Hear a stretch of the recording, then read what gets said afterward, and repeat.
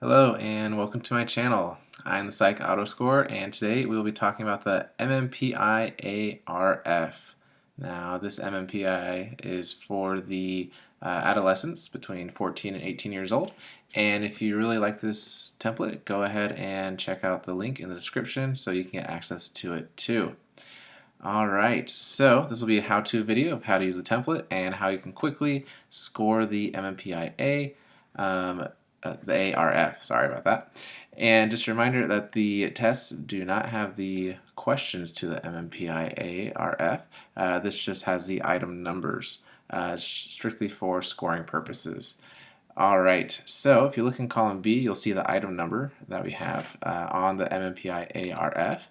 We can see that there are 241 questions. Like all my other templates, you'll have to enter in the patient answers or scores in the yellow boxes here. You can put a 1 for true, a 0 for false, or no answer for a blank response.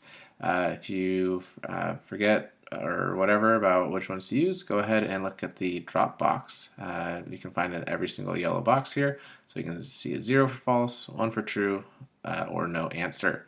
The no answers will be counted up here. And let's see. We also have all of the tables and scales associated with the MMPI ARF. Right now they are all blank. I just want to show you those. These will be auto-populated once you enter in those those scores into the yellow boxes.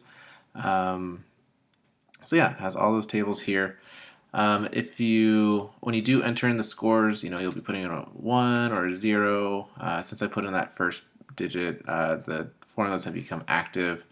So we'll just say it's a bunch of 1s at first or whatever.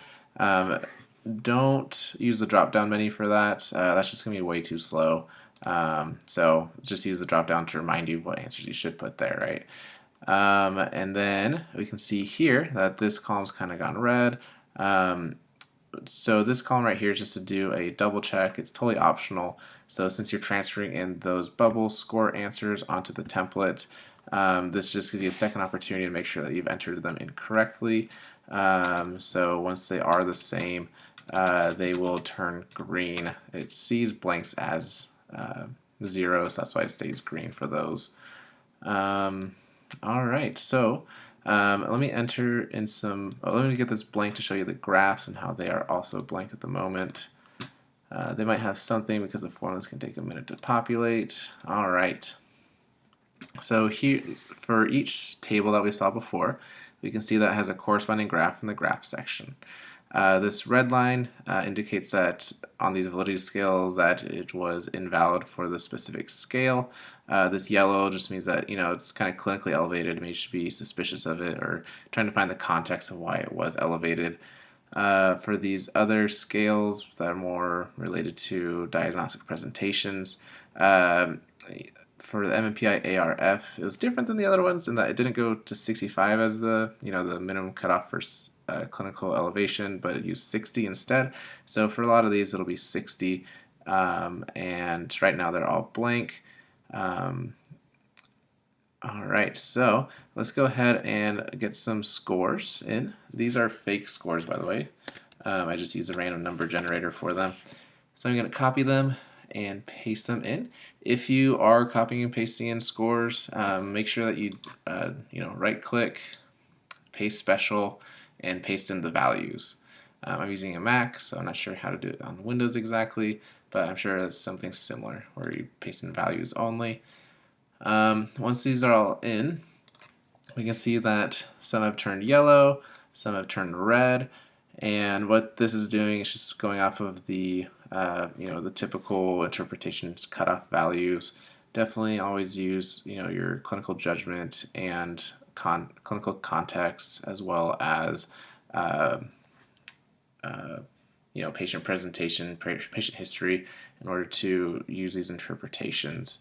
So yeah, anything that's yellow or red has something in the book that's can be used as a interpretation instead of the scoring manual. Here in the graph section, we can see that they've automatically been put in here. We can see that the validity is pretty questionable, and that's because I use random scores.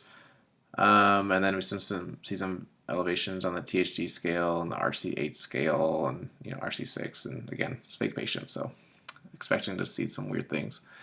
And yeah, they've all been automatically populated. So again, if you like this, go ahead and like and subscribe, because I will be making more templates for your use later, because it is important to me that patients are getting these testings done and that clinicians can do it in an affordable and quick way so that they can see even more patients. And go ahead and check out the link in the description. All right, thank you very much.